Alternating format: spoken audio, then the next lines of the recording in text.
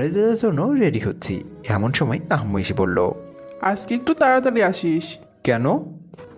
তোকে নিয়ে আমার বান্ধবীর বাসায় যাব। তোমার বান্ধবীর বাসায় তুমি যাও, আমি গিয়ে কি করব? আরে যাব তো তোর জন্য, ফাতেমা তোকে নিয়ে যাওয়ার জন্য বলেছে। আমার জন্য যাবে মানে? হুম, তোর জন্য মেয়ে দেখতে যাব। তুমি কি পাগল হয়েছো? মেয়ে দেখবে মানে? হুম, আমি আর ফাতেমা একে অপরকে কথা দিয়েছিলাম আমাদের ছেলে মেয়েকে একসাথে বিয়ে দিয়ে আমাদের সম্পর্কটা আরও গভীর বানাবো। বাবা চমৎকার! নিজেদের জন্য আমাকে কেন বলে দিচ্ছ? তুই ছাড়া আমার আর কোনো ছেলে আছে নাকি? থাকলে তো তাকেই বিয়ে দিতাম। কিন্তু এটা কেমনে সম্ভব? আমি এখনো তোমার কাছ থেকে টাকা নিয়ে নিজের পকেট চালাই, বউকে কি খাওয়াবো? তুই যে কি রোজগার করে খাওয়াবে সেটা আমি খুব ভালো করেই জানি। খাওয়ার চিন্তা তোর করা লাগবে না, কিন্তু কিন্তু কি? মেয়ে তোর থেকে 1 বছরের বড়। কি বড় মানে? হুম, বড়। এই আম্মু, তোমার মাথা কি খারাপ হয়ে গেছে? এমনিতেই আমাকে না জানিয়ে বিয়ে ঠিক করেছো, এখন আবার বলো মেয়ে আমার থেকে সিনিয়র। তোর সমস্যা কি? সমস্যা কি মানে? আরে ছেলেরা সবসময় তাদের থেকে জুনিয়র মেয়েকে বিয়ে করে, এটাই সমাজের নিয়ম। কোনো হাদিসে লেখা আছে যে সিনিয়র মেয়ে বিয়ে করা যাবে না? দেখো আম্মু, এটা পসিবল না। আজকে যদি মেয়ে আমার থেকে ছোট হতো তাহলে বিয়ের কথা চিন্তা করতাম। আরে, আমরা তো মনে করেছিলাম আমার মেয়ে হবে আর ফাতেমার ছেলে হবে, কিন্তু উল্টো হয়ে গেল। ফাতেমার আগে মেয়ে হয়ে গেল, তারপর তুই জন্ম নিলি।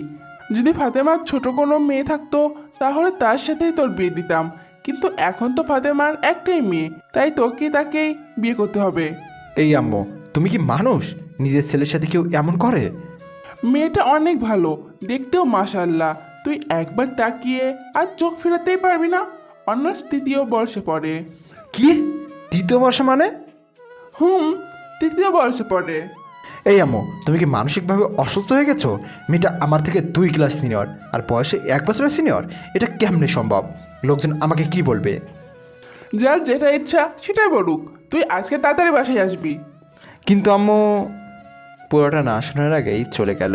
তোর শালা মেজাজটাই খারাপ করে দিল। হাই রে বন্ধুরা, আমাকে কি বলবে? বলবে যে আমি একটা বুড়িকে বিয়ে করেছি। হাই আল্লাহ, উঠায় নাও আমারে। চলেন কলেজে যেতে যেতে আপনাদের পরিচয়টা দিয়ে দেই। আমি আলমগীর হোসেন, আপাতত স্টুডেন্ট। সবাই আমাকে হোসেন বলে চেনে, বাকিটা গল্প পড়তে পড়তে জেনে যাবেন।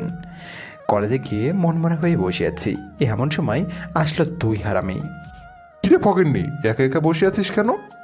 কি মামা, ছেঁকা খালি নাকি?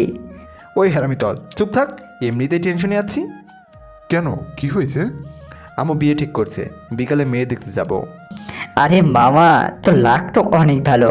প্রেম টেম ছাড়া ডাইরেক্ট বিয়ে? টিপ দিস দোস্ত।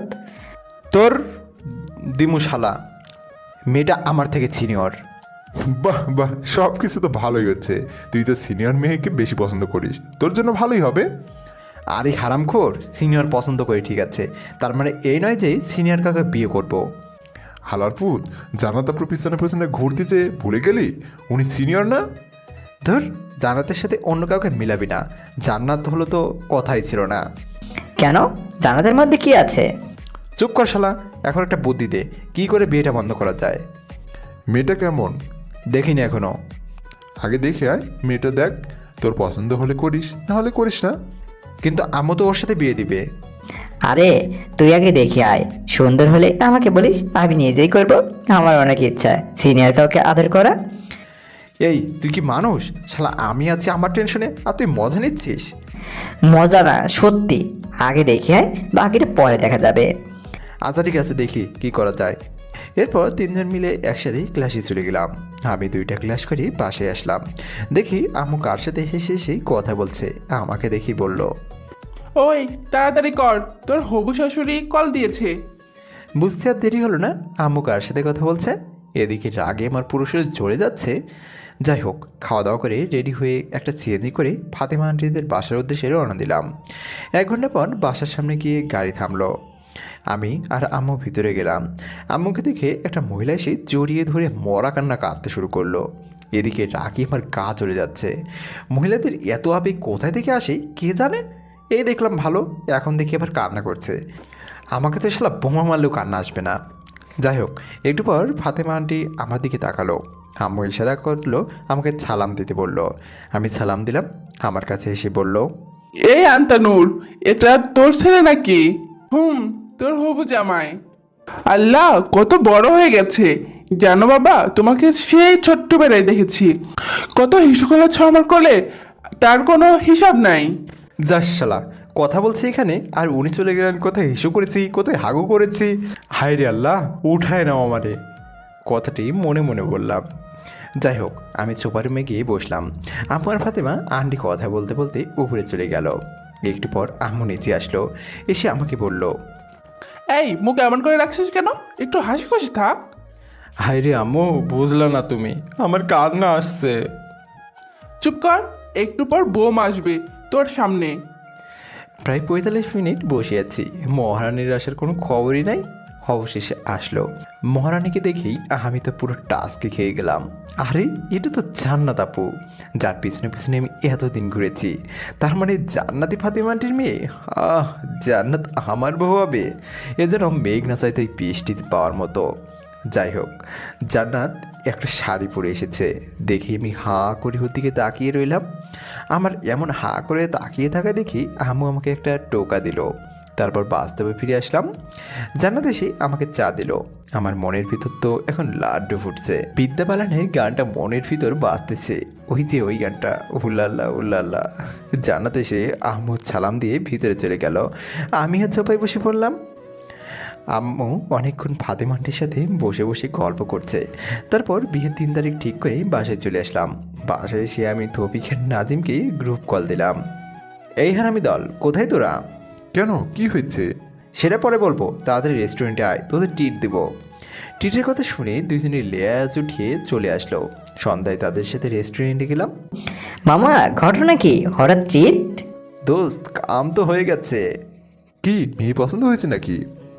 ঠিক বলেছিস। তুই না বললি এই বিয়েতে তুই করবি না? আরে, সেটা তো আগে বলেছিলাম, কিন্তু পাত্রীকে দেখার পর সব ঠিক হয়ে গেছে। তা পাত্রীটাকে? তোদের জান্নাত আপু। আমাদের কেমন মারছে জান্নাত আপু নাকি? যার জন্য তুই কুত্তার মতো পিছনে পিছনে হাঁটতি? ওই শালোরা, চুপ কর। আমি কারো পিছনে ঘুরি নাই। আর হ্যাঁ, সেই জান্নাত আমার বান্ধবী মেয়ে। সিরিয়াসলি? দোস্ত, এ তো মেঘ না চাইতে বৃষ্টি আসার মতো। আজকে যা ইচ্ছা খেয়ে নে, টাকা আমি দিব। তো বিয়ে কখন? আগামী শুক্রবার। কালকে থেকে কেনাকাটা শুরু। তোরা কেউ আর ক্লাসে যাস না এই সপ্তাহে, কাজ আছে। এরপর ওদের ট্রিট দিয়ে বাসায় চলে আসলাম। কিছুতেই ঘুম আসছে না। ভাবছি জান্নাতকে কল দিয়ে কিছুক্ষণ প্রেম করব। না থাক, বিয়ের পর চটিয়ে প্রেম করা যাবে। এই কয়েকদিন একটু পার্ট নিয়ে থাকি। পরের দিন সবাই মিলে কেনাকাটা শেষ করলাম। আস্তে আস্তে বাসায় মেহমান আসতে শুরু করেছে। আম্মু সবাইকে ইনভাইট করে দিয়েছে। দেখতে দেখতে বিয়ের দিন চলে আসলো। সবাই অনেক ব্যস্ত, আমিও মোটামুটি ব্যস্ত ছিলাম। অবশেষে বিয়েটা হয়ে গেল। আমি তৌফিক আর নাজিম ছাদে বসে বসে গল্প করছি। এদিকে জান্নাত বাসর ঘরে বসে আমার জন্য ওয়েট করছে। আমার তো আর এখানে দাঁড়িয়ে থাকতে ইচ্ছাই করছে না, কিন্তু দুই হারামি আমাকে যেতেই দিচ্ছে না। রাত প্রায় 12টা। আমি তখনও ছাদে বসে বসে আড্ডা দিচ্ছি। এমন সময় আম্মু আসলো। কি রে, তুই এখানে বসে আছিস যে? তো কি করব? কি করবি মানে? যা ঘরে যা। মেয়েটা সেই কখন থেকে একা একা বসে আছে।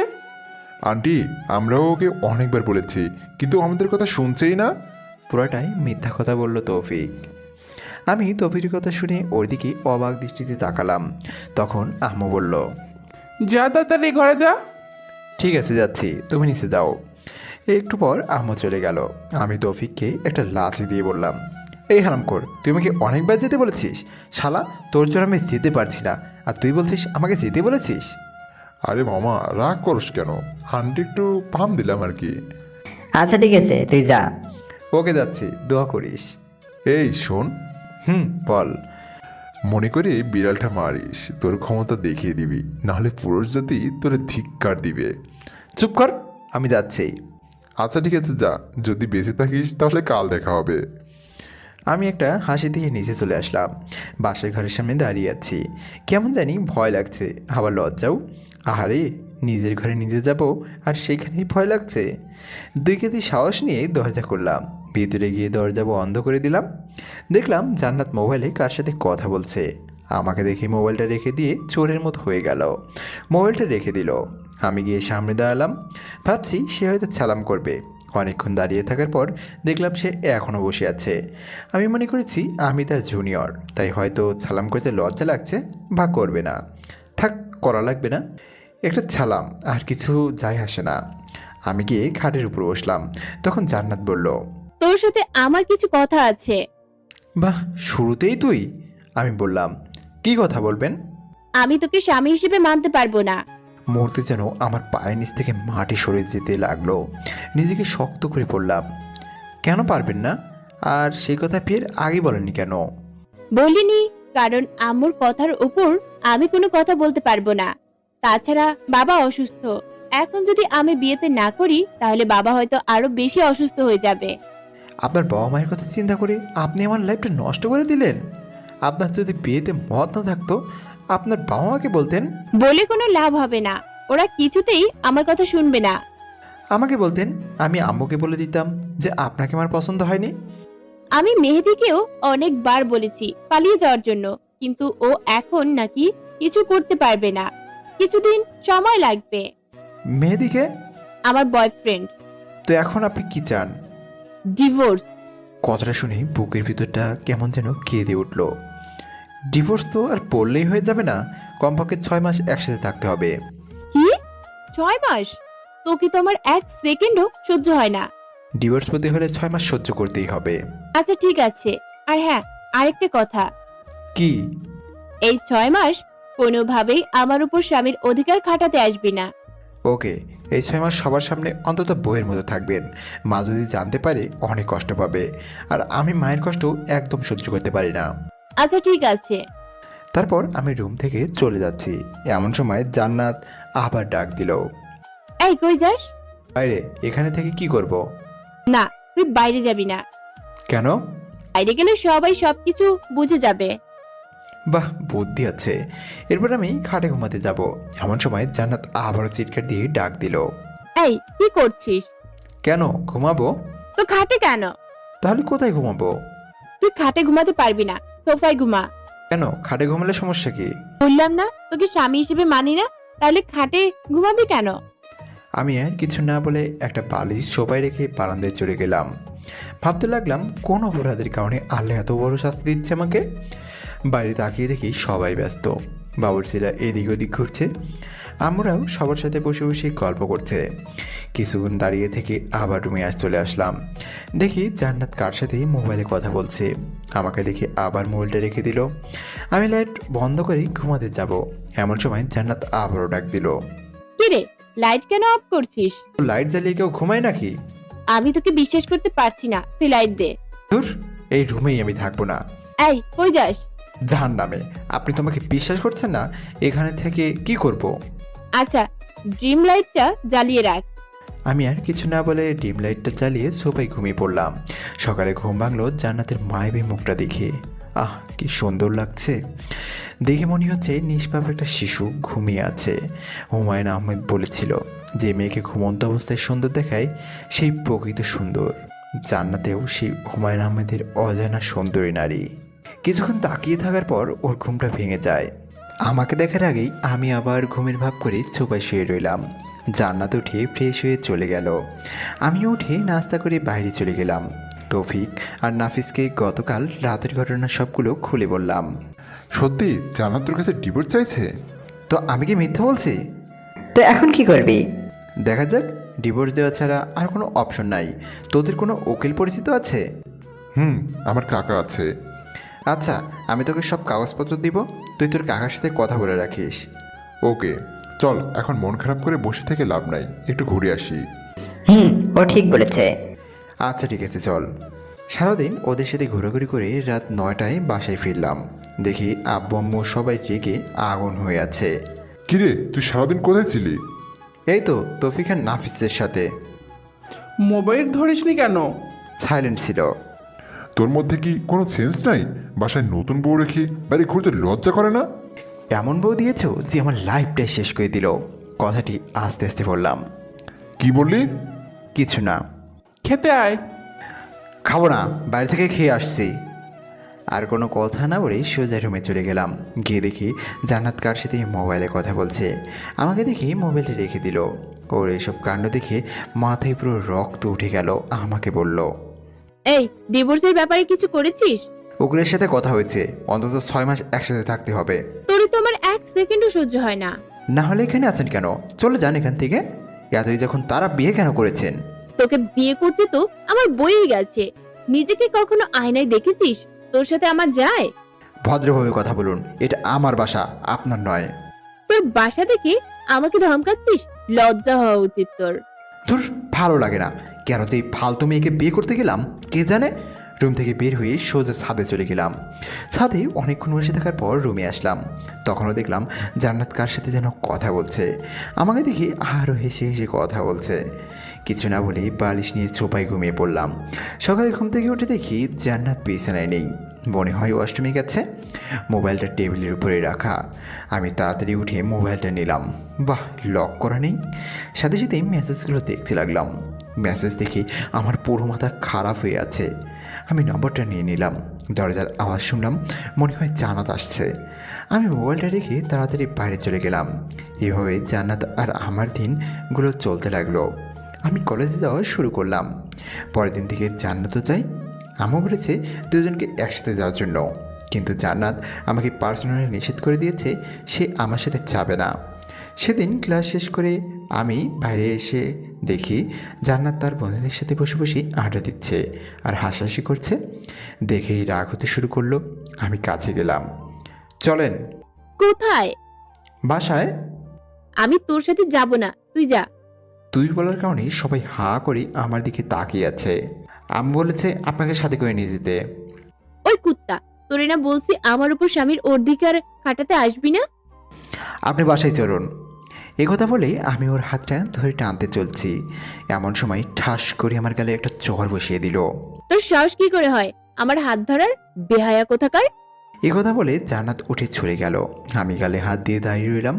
পুরো ক্যাম্পাসে ছাত্রছাত্রী আমার দিকে তাকিয়ে আছে। লজ্জায় মাথা কাটা গেল। আমি আর দাঁড়িয়ে না থেকে একটা পার্কের পাশে এসে বসে রইলাম। এমন সময় জান্নাতের মোবাইলকে থেকে নেওয়া নম্বরটার কথা মনে হলো। চিন্তা করলাম কল দিব, কিন্তু না, দিলাম না। নাম্বারটা সেভ করে নিলাম। ইমোতে কানেক্ট হওয়ার পর প্রোফাইলের ছবিটা দেখলাম। একটু সুন্দর হ্যান্ডসাম ছেলে বাইকের উপর বসে আছে। মনে হয় এই ছেলের সাথেই জান্নাতের রিলেশন চলছে।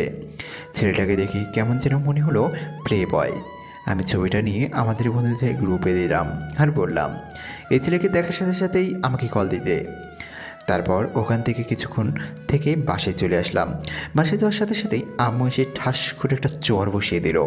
আমি আবুলের মতো দাঁড়িয়ে রইলাম। মারলে কেন? বেশ করেছি, তোকে আরও মারা উচিত। কেন, কি করেছি আমি?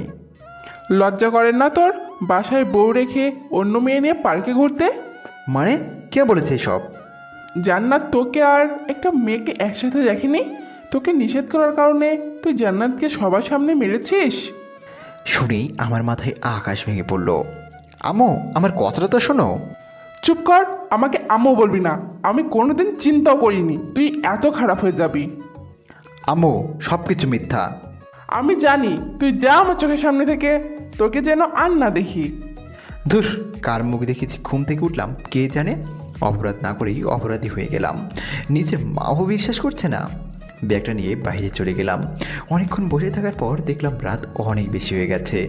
বাসায় নিয়ে গিয়ে তৌফিকদের বাসায় চলে গেলাম। কিরে, রাতের বেলা তুই এখানে? কেন, সমস্যা হচ্ছে নাকি? হলে বল, চলে যাচ্ছি। আরে পাগল নাকি, কিসের সমস্যা? তোকে তো জোর করেও নিয়ে আসা যায় না, কিন্তু নিচ থেকে আসলি, তারপরে রাতের বেলায়, তাই জিজ্ঞেস করলাম। আচ্ছা বাদ দে, ভিতরে আয়। ভিতরে যাওয়ার পর ওর আব্বু আমাকে সালাম করে ওর রুমে চলে গেলাম। ফ্রেশ হয়ে আসলাম, দেখি আব্বু বারবার কল দিচ্ছে। আমি কল কেটে দিয়ে সুইচ অফ করে দিলাম। তৌফিকের আম্মু এসে খাওয়ার জন্য ডাকতে লাগলো। দুজনে গিয়ে খেয়ে আসলাম। তৌফিক বলল, এবার বল কাহিনী কি? আমি পুরো ঘটনাটা তৌফিকের কাছে শেয়ার করলাম। তৌফিক বলল, তাহলে এই ব্যাপার? আচ্ছা, তোর কাকার সাথে ডিভোর্সের ব্যাপারে কথা বলছিস? কিছুদিনের মধ্যে ডিভোর্স পেপার চলে আসবে। তুই একটু বলিস যেন তাড়াতাড়ি দিয়ে দেয়। আচ্ছা ঠিক আছে। তারপর তৌফিকের সাথে কথা বলে ঘুমিয়ে পড়লাম। পরের দিন তৌফিকের পাশে থেকে সরাসরি কলেজে চলে গেলাম। ক্লাস করতে ভালো লাগছে না, তাই বাইরে এসে আমি তৌফিক আর নাফিস গাছতলায় বসে আছি। দেখলাম জানাতে একটা ছেলের সাথে বাইকে করে কলেজে আসছে। বাইক থেকে নেমে ছেলেটার হাত ধরে উপরে যেতে লাগলো। দেখি আমার মাথা পুরো গরম হয়ে গেল। আরে সে তো আমার বউ, ডিভোর্স হওয়ার পর সে যা ইচ্ছাই করুক, কিন্তু এখন কেন? রাগে আমার লোম দাঁড়িয়ে গেল। তারপর আমি উঠে জানাতের কাছে যেতে লাগলাম। কি রে, কই যাস? তোরা দাঁড়া, আমি আসছি। দাঁড়া, আমরাও আসছি। তারপর তিনজন মিলে জানাতের সামনে গেলাম। আপনি ছেলেটার হাত ধরেছেন কেন? সেটা কি তোকে বলতে হবে? অবশ্যই, ভুলে যাবেন না আমি আপনার স্বামী। তোকে আমি স্বামী হিসেবে মানি না। তোকে না বলেছি আমার উপর অধিকার খাটাতে আসবি না। আপনি না মানলে কিছুই করার নাই। আপনি এখনও আমার স্ত্রী, আমাদের এখনও ডিভোর্স হয়নি। সো আপনাকে আমার কথা মতো চলতে হবে। যদি না চলি কি করবি? দেখবেন কি করব। কি করবি তুই দেখা। আমি আস্তে আস্তে জান্নাতের কাছে যেতে লাগলাম, আর সে পিছোতে লাগলো। আমি জান্নাতের সামনে গিয়ে জান্নাতের পাশে থাকা ছেলেটাকে একটা ঘুষি মারলাম। আমার কর্মকাণ্ড দেখে সবাই হা করে তাকিয়ে আছে। ছেলেটার কলার চেপে ধরলাম। এই হালারপুত, কি নাম তোর? লজ্জা করে না অন্যের বউয়ের সাথে প্রেম করতে? তুই জানিস আমি কে? তুই আমেরিকার প্রেসিডেন্ট হলেও আমার দেখার টাইপ নাই। তোকে যদি জান্নাতের সাথে দেখি তো তোর খবর আছে। দেখ তোর কি হাল করি। সাথে সাথে মোবাইলটা বের করে কাকে যেন কল দিতে চাইছিল। আমি মোবাইলটা নিয়ে আছাড় দিয়ে ভেঙে ফেললাম। তারপর ছেলেটাকে আরও একটা ঘুষি দিলাম। ঠোঁট কেটে রক্ত বের হচ্ছে। তৌফিক আর নাফিস এসে আমাকে টেনে নিয়ে গেল। জান্নাত আমার রেগে যাওয়া দেখে ভয়ে কাঁপতে লাগলো। তৌফিক আর নাফিসের সাথেই নিচে চলে আসলাম। কলেজের পেছনে গিয়ে অনেকক্ষণ বসে রইলাম। কিছুই ভালো লাগছে না। কলেজে ছুটি হয়ে গেছে। তৌফিক, আমি আর নাফিস বসে রইলাম। অনেকক্ষণ পর আমরা উঠে হাঁটা দিলাম। পরে তৌফিক আর নাফিসের কাছ থেকে বিদায় নিয়ে বাসার দিকে রওনা দিলাম। ওরাও ওদের বাসায় রওনা হয়ে গেল। দুপুরবেলায় রাস্তার মানুষজন খুব একটা বেশি নাই, একেবারে নেই বললেই চলে। খেয়াল করে দেখলাম দুইজন ছেলে সিগারেট টানতে টানতে আমার পিছনে আসতে লাগলো। আর একটু যাওয়ার পর আর চারজন একটা গলি থেকে বের হয়ে আসলো। দেখতে মাহাজান টাইপের, আমার পিছু পিছু আসতে লাগলো। হঠাৎ করে একটা ছেলে পেছন থেকে আমার ঘাড়ের উপরে হাত দিয়ে চাপ দেয়। আমি পেছনে তাকাই। কী সমস্যা, ঘাড়ে কেন হাত দিলেন? আগুন আছে, সিগারেট ধরাবো। না, আমি ওসব খাই না। আইসে আমার লক্ষ্মী ছেলে, ওসব খায় না। কী ব্যাপার, আপনাদের সমস্যা কি? আমার কোনো কথার উত্তর না দিয়ে একটা ছেলে এসে আমার মুখ চেপে বাকিগুলো এসে আমার উপর ঝাঁপিয়ে পড়ে। একা ওদের সাথে ফেলে উঠতে পারছি না। ওরা অনেক বাজেভাবে আমাকে মারে। দুইজনে আমার হাত ধরে রাখে, বাকিগুলো মুখ আর বুকে ঘষেতে লাগে। মুখ দিয়ে রক্ত পড়ছে। আমি দাঁড়িয়ে থাকতে না পেরে শুয়ে গেলাম। দেখলাম জান্নাত আর ওই ছেলেটা বাইক নিয়ে আসলো। ছেলেটা সবাইকে বলল, মরে গেলে নদীতে গিয়ে ফেলে দিস। জান্নাতের কথা শুনে হাসছে। তারপর দুজনে বাইক নিয়ে চলে গেল। একটা ছেলে লাঠি দিয়ে মাথায় আঘাত করে। তারপর আর কিছু মনে নেই। যখন জ্ঞান আসলো নিজেকে হাসপাতালে আবিষ্কার করলাম। দেখলাম তৌফিক আর নাফিস পাশে বসে আছে। এখন কেমন লাগছে? মোটামুটি। আম্মু কই? অনেকক্ষণ ছিল, আমরা তাকে বাসায় পাঠাইছি। এই 2 দিন এখানে থেকে তিনিও অসুস্থ হয়ে গেছে। তার মানে 2 দিন পর জ্ঞান আসলো। শরীরের প্রত্যেকটা অঙ্গ ব্যথা করছে। অনেক কষ্টে উঠে বসলাম। তারপর ওদের বললাম, জানাতে এসেছিল? একবারে আসতেছিল, ওর বাবা নাকি অসুস্থ, সেখানে চলে গেছে। ওহ আচ্ছা। তোর এই অবস্থা কি করে হলো? এই তুই কি পাগল হয়েছিস? ও ঠিকমতো কথাই বলতে পারছে না, আর তুই ঘটনা জিজ্ঞেস করতেছিস। আচ্ছা বাসায় চল, ওখানে বলবো। এখন বাসায় যাওয়া যাবে না, তোর আরও 2 দিন থাকতে হবে। এখানে থাকতে ভালো লাগছে না, আম্মুকে একটা কল দে, আজকে চলে যাব। তারপর আম্মু আসলো, এসে ধরে কান্নাকাটি শুরু করে দিল। ডাক্তারের কাছ থেকে অনুমতি নিয়ে বাসায় চলে গেলাম। সেদিন রাতে তৌফিক আর নাফিস আমার সাথেই ছিল। তাদের সব ঘটনা খুলে বলি। তৌফিককে বললাম তাড়াতাড়ি ডিভোর্স পেপারে তাদের বাড়ি যেন পাঠিয়ে দেয় রেডি করে। সেদিন 3 জন একসাথে ঘুমিয়ে পড়লাম। পরের দিন দেখি জান্নাতুর বাবার বাড়ি থেকে চলে আসছে। আমাকে দেখে বলল, কিরে বেঁচে আছিস? আমি তো ভাবছি মারা গেছিস। রাগে আমার রক্ত গরম হয়ে গেল। তৌফিক আর নাফিস সব কিছু শুনে ফেলেছে। ওদেরকে দেখে জান্নাত চোরের মতো রুম থেকে বের হয়ে গেল। সেদিন থেকে ওর সাথে কথা বলে না, এমনকি নিজের রুমেও যায় না। অসুস্থতার জন্য কলেজে যেতে পারছি না। জান্নাত ঠিকই যাচ্ছে। কলেজে গিয়ে সে কী করে সেটা আমি খুব ভালো করে জানি। এইভাবে আরও 1 সপ্তাহ কেটে গেল। জান্নাতের ব্যবহার আরও খারাপ হতে লাগলো। একদিন সকালবেলা ঘুরতে বের হয়েছি, এমন সময় সাইদের কল আসলো। কিরে, কী অবস্থা? এই তো মোটামুটি। তোর কি অবস্থা? আছি আগের মতোই। বন্ধু, তুই যে একটা ছেলের ছবি দিয়েছিলি মনে আছে? কি হয়েছে এখন? ওই ছেলেটা একটা মেয়ের সাথে পার্কে বসে আছে। আরে কি বলিস, কোন পার্কে? সাইদ একটি ঠিকানা দিল। ঘর দিকে তাকিয়ে দেখি 11টা বাজে। জান্নাত কি কলেজের নাম দিয়ে ছেলেটার সাথে পার্কে গেছে? কেমন জানি খারাপ লাগছে। বিয়ের পরও এইসব করে। আর ছেলেটাই বা কেমন? অথচ মা জান্নাতের কথা শুনে আমাকে অবিশ্বাস করে। না, এত কিছু ভেবে লাভ নেই, আগে পার্কে যাই, দুজন একসাথে কয়েকটা ছবি নেই, তারপর আম্মুকে দেখাবো, সহজেই ডিভোর্সটা হয়ে যাবে। তাড়াতাড়ি পার্কে গেলাম। সায়েদও সেখানে দাঁড়িয়ে আছে। দুইজন ভেতরে গেলাম।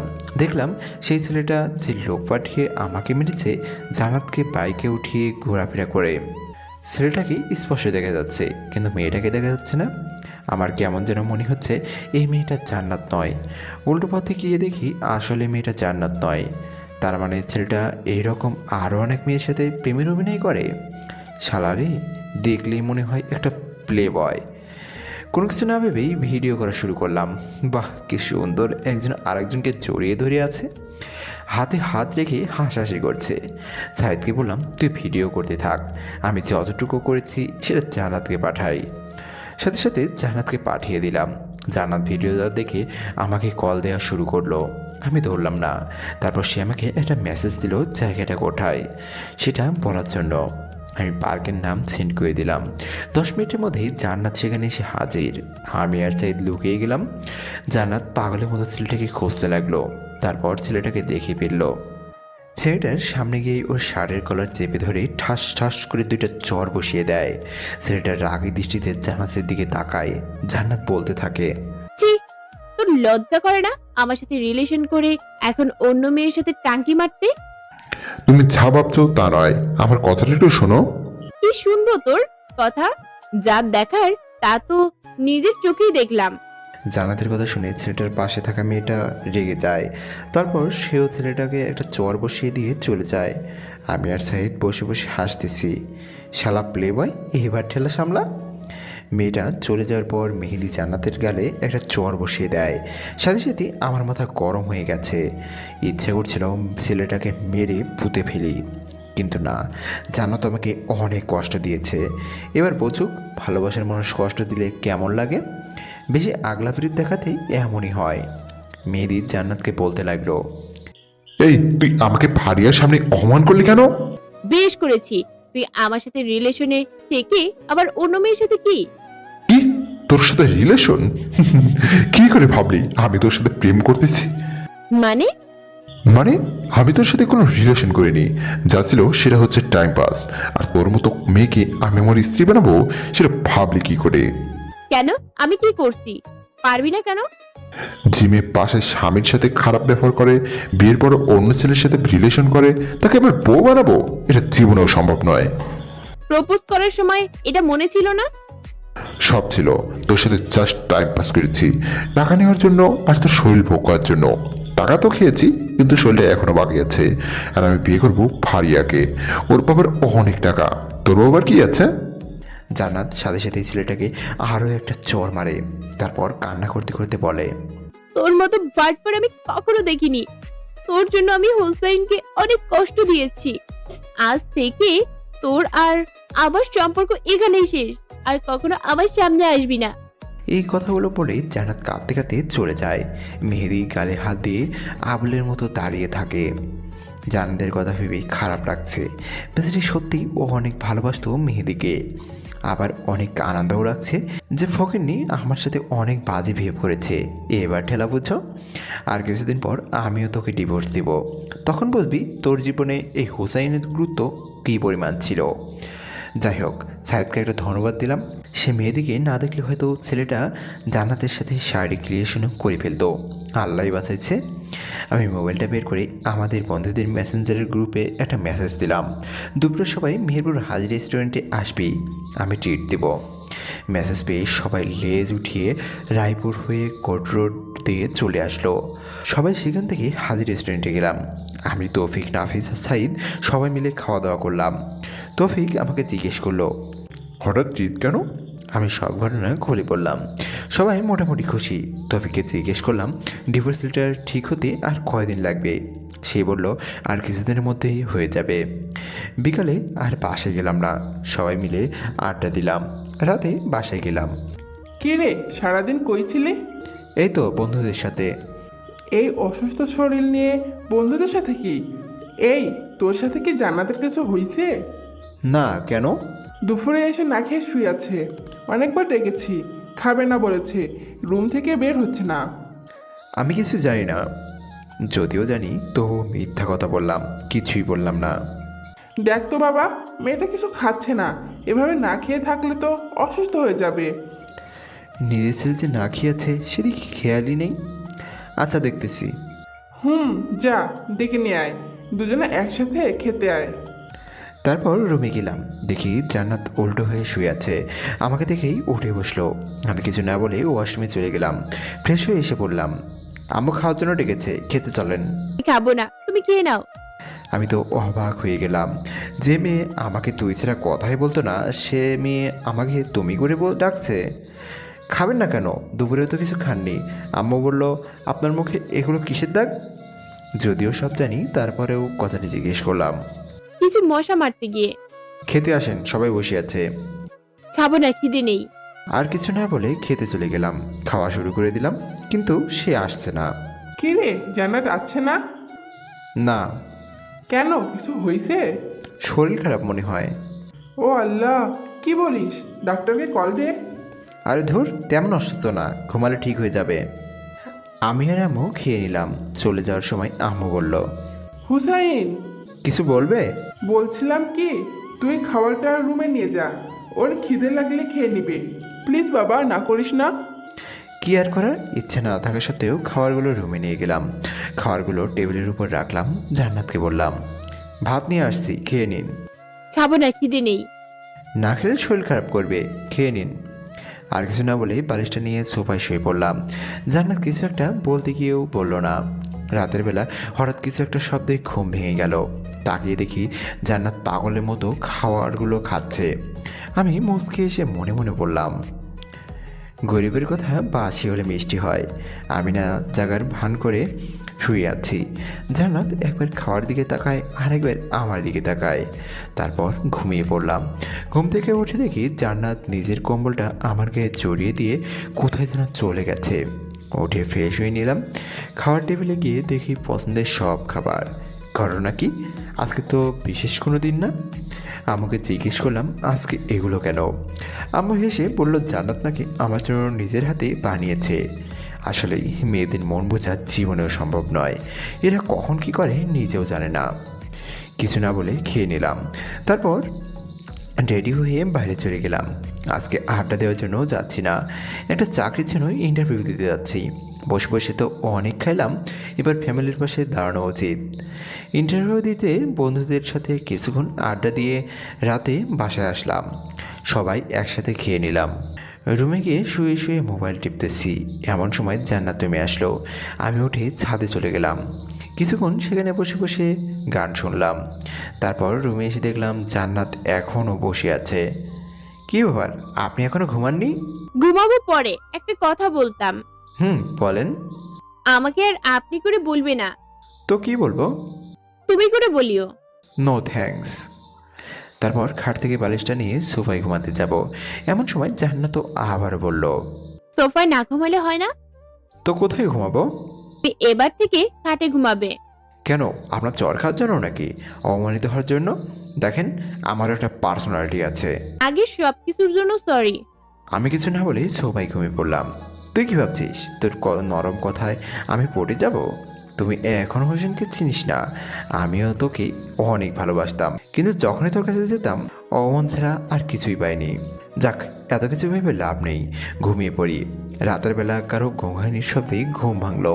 ডিম লাইটের আলোয় রুমের সব কিছু হালকাভাবে দেখা যাচ্ছে। দেখলাম জান্নাত শুয়ে শুয়ে কান্না করতেছে। কাঁদুক, তাতে আমার কি। কানের মধ্যে কাঁথা চাপ দিয়ে আবারও ঘুমিয়ে পড়লাম। সকালবেলা কারোর নরম হাতের স্পর্শে ঘুম ভাঙলো। হালকা চোখ খুলে দেখি জান্নাত আমার মাথায় হাত বুলাচ্ছে। আমিও না জানার ভান করে শুয়ে আছি। একটু পর সে উঠে গোসল করতে চলে গেল। গোসল করে এসে আমাকে ডাকতে লাগলো। উঠে আমি ফ্রেশ হয়ে নিলাম। সকালবেলা নাস্তা করে শুয়ে শুয়ে ফেসবুকিং করছি। এমন সময় তৌফিক কল দিয়ে বলল, আমার চাকরিটাও হয়ে গেছে। আমি তো মহা খুশি। যাক, অবশেষে পরিবারের হাল ধরতে পারবো। আমাকেই খবরটা দিলাম। আম্মু অনেক খুশি। জান্নাতকে কিছু বললাম না। সেদিন রাতে তৌফিক আর নাফিজের সাথে আড্ডা দিয়ে রাতে বাসায় আসলাম। জান্নাত আমাকে দেখে বলল, কনগ্রাচুলেশন, থ্যাঙ্কস, বাট হোয়াই? নতুন চাকরি পাওয়ার জন্য। ও আচ্ছা। পরদিন তাড়াতাড়ি ঘুম থেকে উঠলাম, রেডি হয়ে অফিসে চলে গেলাম। পরের দিন ভালোই লাগলো। এভাবে আরও 10 দিন চলে যায়। জান্নাত আমার কাছে আসতো প্রায়, বাট আমি তেমন একটা কথা বলি না, কারণ তাদের দিনগুলো কথা আমি কখনো ভুলিনি। জান্নাতের জন্য আমি এখন প্রায় কলেজের যাই না বললেই চলে। সেদিন সবার সামনে অপমান করার পর থেকে কারো সামনে চাই না, শুধু পরীক্ষাটাতেই আসি। পরের দিন অফিসে যাচ্ছি, এমন সময় আম্মু এসে বলল, অফিস যাচ্ছিস? কিছু বলবে? বলছিলাম কি, জান্নাতের আম্মু কল দিছে, সে নাকি অসুস্থ, জান্নাতকে যেতে বলেছে। তো যাক। না মানে তুই যদি দিয়ে আসতি। আমি কিভাবে দিয়ে আসবো? অফিসে দেরি হয়ে যাবে। হবে না, জান্নাত রেডি আছে, প্লিজ বাবা, না করিস না। কি আর করা, আম্মুর কথা মতো জান্নাতকে নিয়ে বাসা থেকে বের হলাম। একটা সিএনজি নিলাম। জান্নাতের পাশাপাশি বসে আছি, কিন্তু কোনো কথা বলছি না। জান্নাত কি যেন বলবে, মুখ দেখে বুঝলাম। তারপর জিজ্ঞেস করলাম, কি কিছু বলবেন? তোমার অফিস কখন শেষ হবে? 4টায়। কাজের চাপ থাকলে দেরি হতে পারে। ও আচ্ছা, একটা কথা বলতাম। বলেন। আমার অফিসে মেয়ে কলিগ আছে? আছে, 5 জন আছে, 2 জন আমার পাশেই থাকে। ও আচ্ছা। কথা বলতে বলতে জান্নাতের বাসার সামনে চলে আসলাম। জান্নাতকে নামিয়ে দিয়ে চলে আসতে যাব এমন সময়, বাসায় যাবে না? না, আমার দেরি হয়ে যাচ্ছে। অফিস শেষে আসবে? না, আর কারো অমন সহ্য করব না। এমনিতেই অনেক অপমানিত হয়েছি, কলেজে যাওয়া বন্ধ করে দিয়েছি। আপনি বাসায় চলে যান। জান্নাত কিছু একটা বলতে চাইছিল, সেদিকে না তাকিয়ে ড্রাইভারকে কল করলাম গাড়ি টান দিতে। তারপর সেখান থেকে সোজা অফিসে চলে গেলাম। সারাদিন অফিস করে বিকালে আড্ডা দিয়ে বাসায় গেলাম। কি রে, তুই এখানে কেন? তো কোথায় যাব? তুই জান্নাতের বাসায় যাসনি? আমার কি পাগলা করতে কামড়াইছে? খাবার দাও তো, এগুলো ভালো লাগছে না। তোমার কথা রাখতে গিয়ে আজকে আমার জীবনটা তেজপাতা হয়ে গেছে। কি? কিছু না, খাবার দাও। আমি ফ্রেশ হয়ে আসছি। আচ্ছা আয়। খাওয়া দাওয়া করে রুমে গিয়ে খাটে শুয়ে পড়লাম। কি শান্তি! আজকে কতদিন পর শান্তিতে ঘুমাবো। এতদিন এই ফকিনির জন্য খাটে ঘুমাতে পারিনি। মনে হচ্ছে 20 বছর খাটে ঘুমায় না। শুয়ে শুয়ে গেম খেলছি, এমন সময় একটা নতুন নম্বর থেকে কল আসে। হ্যালো, আসসালামু আলাইকুম, কে বলছেন? আমি আরে আমিটা কে? আমি জান্নাত বলছি। ও আচ্ছা, এটা কার নম্বর? একটা কাজিনের। তুমি ঠিক মতো খাইছো? আপনি খেয়েছেন? হুম। আপনার আম্মু কেমন আছে? জি ভালো। আচ্ছা ঠিক আছে, রাখি, ঘুমাবো। ওকে। কল কেটে দিয়ে ভাবছি, হঠাৎ এত কেয়ার নিতেছে কেন? মায়া মানুষে বিশ্বাস নাই, এদের মনে কখন কি চলে এরা নিজেও জানে না। যাই করুক, জান্নাত সে আমাকে আস্তে আস্তে ভালোবেসে ফেলেছে, সেটা আমি ঠিকই বুঝতে পেরেছি। এভাবে 1 সপ্তাহ চলে গেল। আমি আরামে ঘুমাই, খাই দাই আর অফিস করি। জান্নাতের সাথে কথা হয় না, যদিও সে কল দেয় তাহলে জাস্ট হাই হ্যালো ছাড়া তেমন কোনো কথা হয় না। সেদিন অফিসের কাজ করছি, এমন সময় তৌফিক কল দিল। কিরে, কি অবস্থা? এই তো মোটামুটি, তোর? আছি, বেকার মানুষের আর কিসের অবস্থা। আচ্ছা শোন, যে জন্য কল দিয়েছিলাম, বল। তোর ডিভোর্স পেপার রেডি হয়ে গেছে, আমি বিকালে নিয়ে আসবো, তুই আমাদের আড্ডায় চলে আসিস। থ্যাঙ্কস দোস্ত। ধন্যবাদ দিলে হবে না, ট্রিট দিতে হবে। আচ্ছা ঠিক আছে, নাফিসকে বলে দিস। আচ্ছা ঠিক আছে। যাক, অবশেষে পেপারটা রেডি হলো। এটা নিয়ে এতদিন কী যে পেরাইছিলাম তা বলে বোঝাতে পারবো না। বিকালে অফিস শেষ করে আড্ডায় যাওয়ার সময় ওখানে গেলাম। তৌফিক আর নাফিস বসে আছে, ওদের সাথে অনেকক্ষণ আড্ডা দিলাম। তারপর বাসায় আসলাম, এসে দেখি আম্মু রেগে আছে। কি হয়েছে, এভাবে তাকিয়ে আছো কেন? তোর মোবাইল কই? আছে তো। পকেটে হাত দিয়ে কথাটি বললাম। যাস শালা, মোবাইল তো বন্ধ হয়ে আছে। তোরে কল দিলে কল যায় না কেন?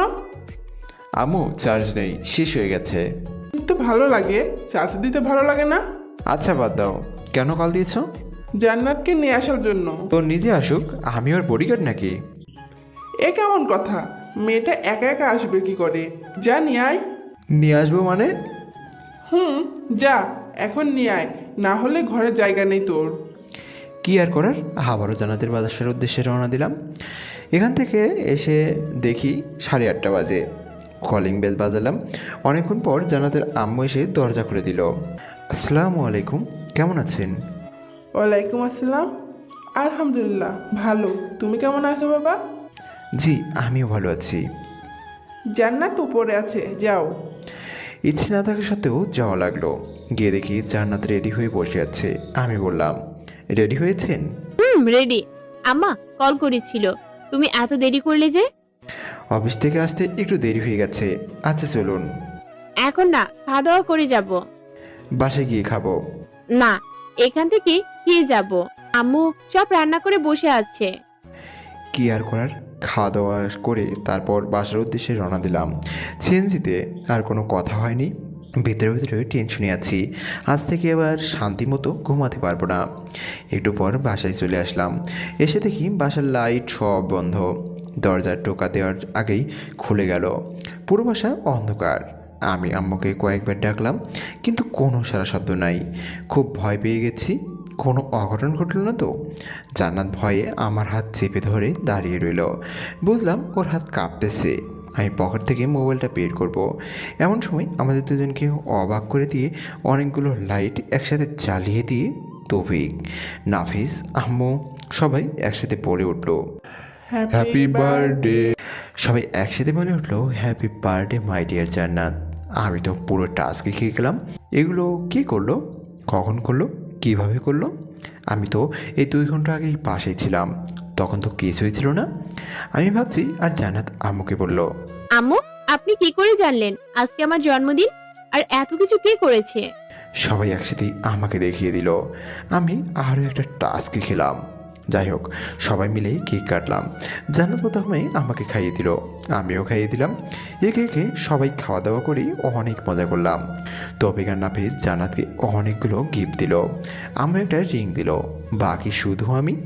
তৌফিক হঠাৎ করে বলল, হোসাইন তার গিফট কালকে সকালে দিবে। আমি নির্বাক হয়ে দাঁড়িয়ে রইলাম। পরে আমি তৌফিক আর নাফিস ছাদে চলে গেলাম। কিরে, তোরা এত কিছু কি করে জানলিস? আমরা জানতাম না, আন্টি আমাদের বলেছে, আর তোকে কিছু বলতে নিষেধ করেছে। ও আচ্ছা। এই তৌফিক, তুই যে বললি সকালে গিফট দেবো, কী গিফট দেবো? আরে বেটা, জান্নাত তোর কাছে ডিভোর্স চাইছে, তাই না? ডিভোর্স পেপার তো রেডি, সকালে দিয়ে দিবি। আর এটা হবে জান্নাতের জন্য সবচেয়ে বড় উপহার। ঠিক। চল, এখন অনেক রাত হয়েছে, ঘুমিয়ে যাই। চল। তারপর ছাদের থেকে রুমে চলে আসলাম। তৌফিক আর নাফিসকে রুম দেখিয়ে দিয়ে আমি আমার রুমে গেলাম। দেখলাম জান্নাত বসে বসে মোবাইল টিপতেছে। আমি যাওয়ার পর, থ্যাঙ্কস কেন? এত বড় সারপ্রাইজের জন্য। ঘুমিয়ে যান, অনেক রাত হয়েছে। তারপর বিছানা থেকে বালিশ নিয়ে সোফায় যাচ্ছি। এমন সময় জান্নাত বলল, আমার গিফট? কালকে অফিসে যাওয়ার আগে টেবিলের উপর রেখে যাব। ওকে, একটা কথা বলার ছিল। বলেন। সোফায় না ঘুমালে হয় না? তো কোথায় ঘুমাবো? খাটে ঘুমাও। নো থ্যাঙ্কস, আপনি ঘুমিয়ে যান। আর কোনো কথা না বলে ঘুমিয়ে গেলাম। সকালে উঠে দেখি জান্নাত আমার আগেই উঠে গেছে। আমি ফ্রেশ হয়ে ডাইনিং রুমে গিয়ে দেখি আম্মু রান্না করছে আর জান্নাত সেগুলো টেবিলের উপর সাজিয়ে দিচ্ছে। তারপর নাস্তা করে রেডি হয়ে ডিভোর্স পেপারটা হাতে নিলাম। অনেক কষ্ট হচ্ছে সাইন করতে, অনেক ভালোবেসে ফেলেছি মেয়েটাকে, কিন্তু কিছুই করার নাই। হয়তো সে অন্য কারো কাছে আমার থেকেও বেশি ভালো থাকবে। আমি চাই সে সবসময় ভালো থাকুক। মনকে শক্ত করে সাইনটা করে দিলাম। আরও ছোট্ট একটা চিরকুট লিখলাম, আজকে আপনাকে মুক্ত করে দিলাম। আপনার জন্মদিনে আপনার বেস্ট চাওয়াটাই আমি পূরণ করার চেষ্টা করেছি। আশা করছি আপনি সাইনটা করে দিবেন। অনেক বেশি ভালো থাকবেন। আল্লাহ যেন আপনাকে অনেক ভালো রাখে, সেই দোয়াই রইল। চিরকুট আর ডিভোর্স পেপার টেবিলের উপর রেখে চলে আসলাম। চিরকুট আর ডিভোর্স পেপার টেবিলের উপর রেখে চলে গেলাম অফিসে। যাত্রাপথে সাইদের সাথে দেখা। কিছুক্ষণ আড্ডা দিয়ে অফিসে গেলাম। 20 মিনিট দেরি হয়, বস ইচ্ছা মতো ঝাড়ি দিল। রাগে মোবাইল সাইলেন্ট মোড করে রেখে দিয়ে কাজ করতে শুরু করি। অন্য দিনের তুলনায় আজকে একটু কাজের চাপ বেশি ছিল, কিন্তু কিছুই করার নাই। বেশি বাড়াবাড়ি করলে চাকরিটাই চলে যাবে।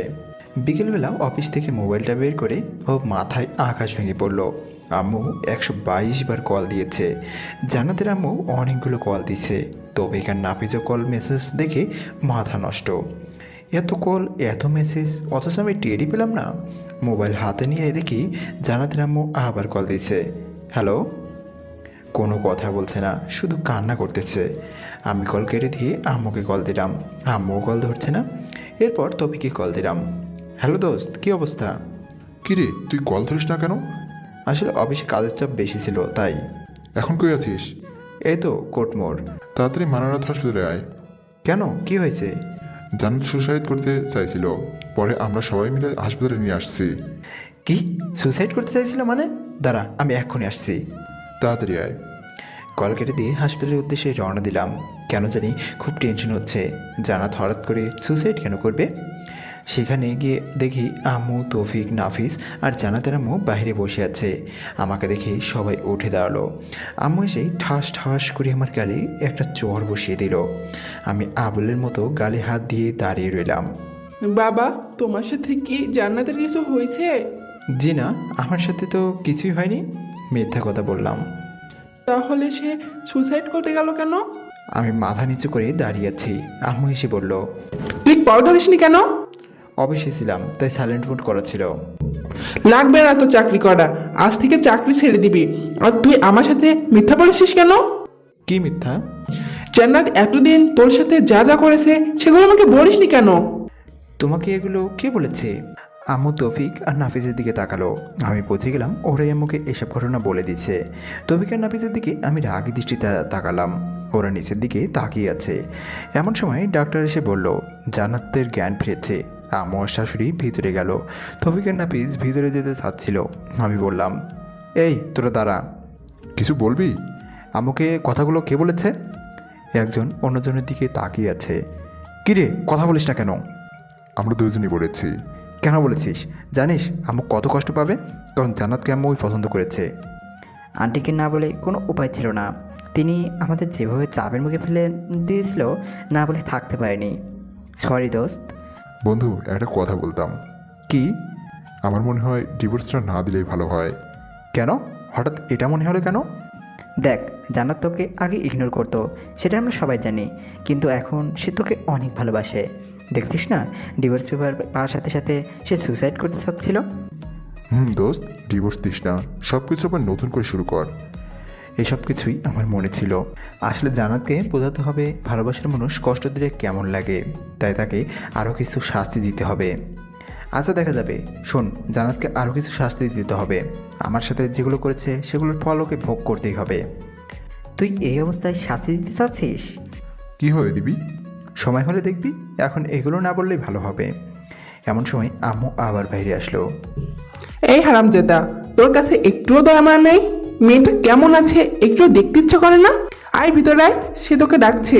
তারপর তৌফিক আর নাফিসকে সাথে নিয়ে ভিতরে গেলাম। আমি গিয়ে ওর মাথার পাশে বসলাম। আমাকে দেখে অন্যদিকে মাথা ঘুরিয়ে শুয়ে আছে। আম্মু সবাইকে ইশারা করলো বাইরে চলে যেতে। সবাই বাইরে চলে গেল। অনেকক্ষণ বসে থাকার পর নীরবতা ভেঙে আমি বললাম, এখন কেমন আছেন? সেটা তোর না জানলেও চলবে।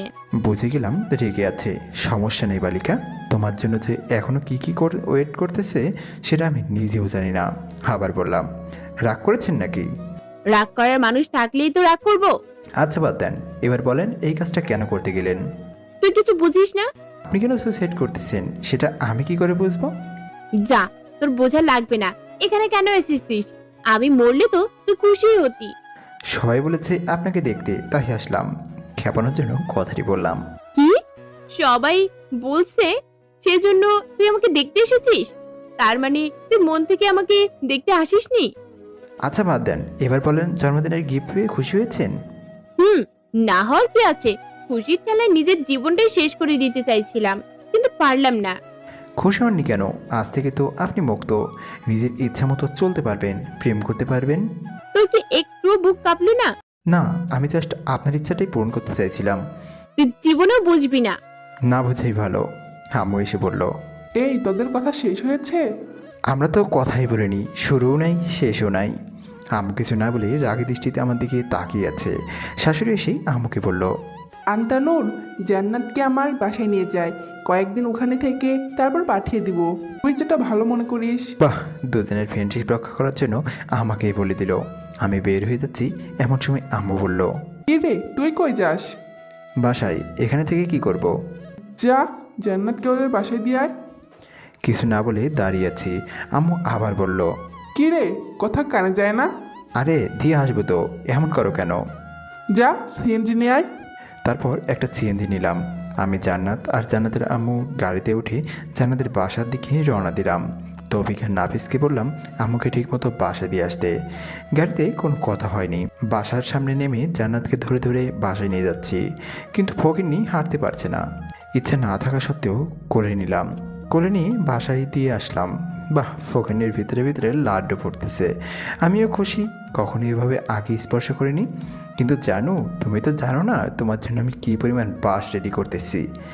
বাস থেরাপি দিয়ে তোমার অহংকার আমি মাটিতে উঠাবো, টেরও পাবে না হুসাইন কি জিনিস। যাই হোক, বাসার ভিতরে নিয়ে জান্নাতকে খাটে রাখলাম। ওরে আল্লাহ, মেয়ে মানুষ এত ওজন দেখলে মনে হয় ফুদলে উড়ে যাবে, কিন্তু ভিতরে ভিতরে এত ওজন জানা ছিল না। জান্নাতকে খাটে রেখে আমি হাঁপাতে লাগলাম। সে আমার কর্মকাণ্ড দেখে হাসতে লাগলো। ওকে রেখে চলে আসবো এমন সময় পেছন থেকে ডাক দিল, হুসাইন, কিছু বলবেন? আজকে না গেলে হয় না? না, আমি এখনও বাসায় যাইনি, অফিসের পোশাক রয়ে গেছি। কিছু খাইছো? না, সময় পাইনি, বাসায় গিয়ে খাবো। এখানে খেয়ে যাও। No thanks. আর কিছু না বলেই সোজা হাঁটা দিলাম। জান্নাতের আম্মুও অনেকবার বলল থেকে যেতে, কিন্তু না করে দিয়েছি। বিদায় নিয়ে বাসায় চলে আসলাম। এসে ফ্রেশ হয়ে কিছু খেয়ে শুয়ে পড়লাম। এভাবে কিছুদিন চলে গেল। জান্নাতের সাথে আর কোনো যোগাযোগ করিনি। মাঝে মাঝে সে কল দিত, বাট আমি ধরতাম না। কয়েকদিন পর সকালবেলা অফিসে যাওয়ার জন্য রেডি হচ্ছি, এমন সময় আম্মু বলল, কিছু বলবে? অফিস কয়টায় ছুটি হবে? 4টায়। কাজ বেশি থাকলে দেরি হতে পারে। কেন? না, বলছিলাম অনেক দিন হলো মেয়েটাকে দেখছি না, তুই যদি জান্নাতকে নিয়ে আসতি। সরি আম্মু, আমি পারবো না। যার দরকার সে নিজেই আসবে। এ কেমন কথা? একা একটা মেয়ে নিজে থেকে কি করে আসবে? যেভাবে আসুক না কেন, আমি নিয়ে আসতে পারবো না। বেশি দরকার হলে তুমি যাও। যা, তোর যাওয়া লাগবে না, আমার মেয়েকে আমি নিয়ে আসবো। যা ইচ্ছা হয় তাই করো। আর কোনো কথা না বলে অফিসে চলে গেলাম। বিকেলে কিছুক্ষণ আড্ডা দিলাম। একটু পর রাত করে বাসায় আসলাম। এসে দেখি জান্নাত চলে এসেছে। কিছু না বলে রুমে গিয়ে ফ্রেশ হয়ে শুয়ে আছি। জান্নাত এসে বলল, ভুলেই গেছো, একটাবার জিজ্ঞেসও করলে না কেমন আছি। মনে রাখার জন্য কোনো চুক্তিপত্র হয়েছে নাকি যে আপনাকে মনে রাখতে হবে? জান্নাতের মন খারাপ করে বলল, খেতে আসো। আমি খাবো না, বাড়ি থেকে খেয়ে আসছি, আপনারা খেয়ে নিন। জান্নাত কিছু না বলে চলে গেল। আমি শুয়ে শুয়ে ফেসবুকিং করছি। একটু পর সে আসলো। মনে হয় খাওয়া শেষ। আমার সামনে এসে ঘুরঘুর করতেছে। আপনি কেন এসেছেন? মানে আপনি এই বাসায় কেন এসেছেন? আপনার চাওয়া তো আমি পূরণ করে দিয়েছি, আবার কি? তুমি এভাবে কথা বলছো কেন? বললাম তো আগের ঘটনাগুলোর জন্য সরি। এসব ছয় টরি বলে লাভ নেই। ডিভোর্স চাইছেন, দিয়ে দিচ্ছি। এবার থেকে আপনি আপনার মতো আর আমি আমার মতো। আমি এইসব মানি না। আমি আম্মুকে ছাড়া থাকতে পারবো না। যেদিন আম্মু বলবে সেদিন চলে যাব। আমি আর কিছু না বলে শুয়ে মোবাইল টিপতেছি। জানাতে সেই বিছানায় উঠতে লাগলো। এই, আপনি কি করছেন? কেন ঘুমাবো না? আপনি হয়তো ভুলে গেছেন এটা আমার রুম, আমার বিছানা। সো আপনি আমার বিছানায় শুতে পারবেন না। তাহলে কোথায় ঘুমাবো? যেখানে খুশি ঘুমান, বাট বিছানায় পারবেন না। তারপর একটা বালিশ ওর হাতে দিয়ে দিলাম। বালিশ হাতে নিয়ে মন খারাপ করে সোফায় চলে গেল। এবার বোঝো কেমন লাগে। এতদিন আমাকে জ্বালাইছো। আমি অন্যদিকে পাশ কাটিয়ে ঘুমিয়ে গেলাম। মধ্যরাতে কিছু একটা আওয়াজ শুনে ঘুম ভেঙে গেল। চোখ খুলে দেখি জান্নাত নাক টেনে টেনে কান্না করতেছে। আমি বললাম, এই, আপনার সমস্যা কি? জান্নাত কোনো কথা বলছে না, কান্না করছে। জান্নাত কোনো কথা বলছে না। আমি আবার বললাম, এসব ন্যাকা কান্না করার মানে কি? তোমার এত কিছু জানতে হবে না। জানার দরকার নেই, অন্য কোথাও গিয়ে কাঁদেন। এখানে ঘুমের ডিস্টার্ব হচ্ছে, সকালে আমার অফিস আছে। তারপর জান্নাত আরও কান্না করতেছে। আরেকবার যদি নাক টানা শুনি, লাঠি দিয়ে রুম থেকে বের করব, যত সব আজাইরা। দেখলাম জান্নাত কিছু না বলেই ওয়াশরুমে চলে গেল। আমি মনে মনে ভাবছি, এবার ঠেলা বোঝো জানো, আমি অনেক কষ্ট পেয়েছি। ভাবতে ভাবতে কখন যে ঘুমিয়ে গেছি মনেই নেই। ঘুম থেকে উঠে দেখি জান্নাত আমার আগেই উঠে গেছে। আমি গিয়ে ফ্রেশ হয়ে নাস্তা করে অফিসে চলে গেলাম। অফিস করে বাসায় আসার সময় তৌফিক আর নাফিসকে কল দিয়ে আসতে বললাম। ওরা আমার আগেই বসে আছে। কিরে, কী অবস্থা তোদের? এই তো তোর মতো আর তো টাকা ইনকাম করতে পারছি না। বেকার মানুষের অবস্থা তো ভালো করেই জানিস। আচ্ছা হাই, এদিকে গিয়ে বসি। চল। জান্নাত কেমন আছে রে? ভালোই, কিন্তু একটা জিনিস আমার মাথায় আসছে না। কি? জান্নাতকে ডিভোর্স পেপার দিলাম, সেটার কোনো খবর নাই। সে এখান থেকেও যাচ্ছে না। আরে বোকা, যাবে কি করে? সে এখন ফিদা হয়ে গেছে। দোস্ত, যা হয়েছে সব ভুলে যা, এখন সব কিছু ঠিক করে নে, এটাই ভালো হবে। আরে না, জান্নাতকে আরও কিছু শাস্তি দিতে হবে। এই হুসাইন, বল। জান্নাত তোকে কলেজের সকলের সামনে অপমান করেছে, তাই না? তুইও করবি। কি করে? তৌফিক একটা বিশাল একটা বুদ্ধি দিল। কি আপনারা বুঝতেছেন না তো? গল্প বুঝতে থাকেন, আপনারা বুঝতে যাবেন। তারপর তৌফিককে বললাম, ধর বেটা, এটা করা উচিত হবে না। যাই হোক, সে আমার স্ত্রী। আরে বেটা, সমস্যা নাই, পরে আদর করে দিস, সব ঠিক হয়ে যাবে। আর তুই আর মানুষ হলি না। তুই চাকরি করবি নাকি কলেজ যাবি? দুটোই। বসকে বলবো ছুটি দিয়ে দিবে। তাহলে ঠিক আছে। এরপর আরও কিছুক্ষণ আড্ডা দিয়ে বাসায় চলে গেলাম। ফ্রেশ হয়ে এসে রুমে শুয়ে রইলাম। তৌফিকের বুদ্ধি মোতাবেক মোবাইলটা সাইলেন্ট মোড করে কানে লাগিয়ে কথা বলতে লাগলাম। পাশে জান্নাত ছিল। প্রেম করলে জয় রকম রোমান্টিক কথাবার্তা বলে, আমিও সেম বলতে লাগলাম। জান্নাত রাগে ফলতে লাগলো। আমি অনেক জোরে হেসে হেসে কথা বলছি। অনেক বকাবকি করার পর মোবাইলটা রেখে দিলাম।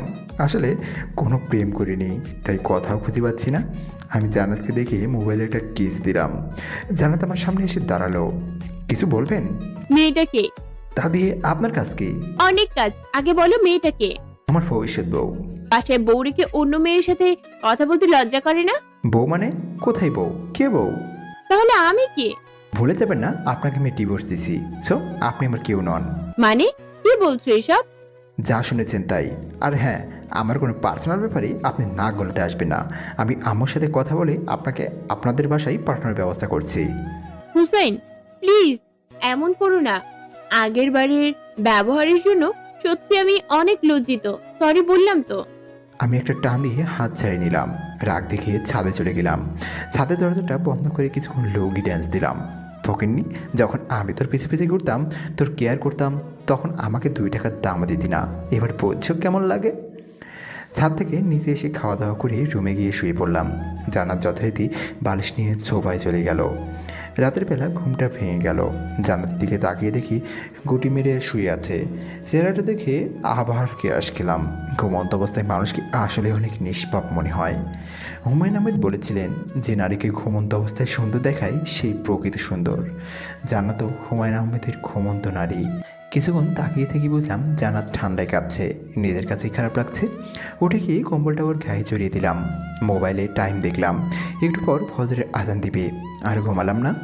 উঠে অজু করে নামাজ পড়ে বাইরে কিছুক্ষণ ঘোরাঘুরি করলাম। বাসায় এসে দেখি জান্নাত মুখ টিপে টিপে হাসছে। মনে হয় কম্বল দেওয়ার কারণে। বালিকা এত খুশি হওয়ার কিচ্ছুই নেই। হুসেন কি জিনিস হাড়ে হাড়ে টের বাবা। নাস্তা করে বসে বসে মোবাইল টিপতেছি, এমন সময় আম্মু এসে বলল, কি রে, আজকে অফিসে যাবি না? না, ছুটি নিয়েছি। কেন, শরীর খারাপ নাকি? আরে না, অনেকদিন কলেজে যাই না, আজকে যাব। আর আমার একটু কাজ আছে। জানাতো পাশে ছিল। জানাত আম্মুকে বলল, আম্মু, বলছিলাম কি, আমিও তো অনেকদিন কলেজে যাই না, লেখাপড়াটাও ভালোভাবে হচ্ছে না। আজকে গেলে কোনো সমস্যা হবে? আরে না, কিসের সমস্যা, যা তুইও কলেজে যা। ধন্যবাদ আম্মু। হুসাইন, বলো। জান্নাতকে সাথে করে নিয়ে যাস। সরি, আমি পারবো না। যে যার মতো যাবে। পারবি না মানে? মেয়েটা একা একা কি করে যাবে? যেভাবে খুশি যাক, বাট আমি নিয়ে যেতে পারবো না। আম্মুকে আর কিছু বলতে না দিয়ে আমি রুমে চলে গেলাম। গিয়ে রেডি হয়ে জান্নাতের আগে চলে গেছি। আমি তৌফিক, নাফিস আর ইতু, তৌফিকের কাজিন নাম ইতু, সবাই মিলে বসে আছি। জান্নাত আসছে দেখে তৌফিক বলল, এই মামা আসছে, শুরু কর। কি আসছে? আরে বেটা, তোর সিনিয়র বউ আসছে, শুরু কর। আমি এবার ইতুর হাতটা ধরে বসে হেসে হেসে কথা বলছি। ইতুও প্ল্যান মোতাবেক আমার হাত ধরে আছে। জান্নাত এটা দেখে তোর রাগে লাল হয়ে গেল।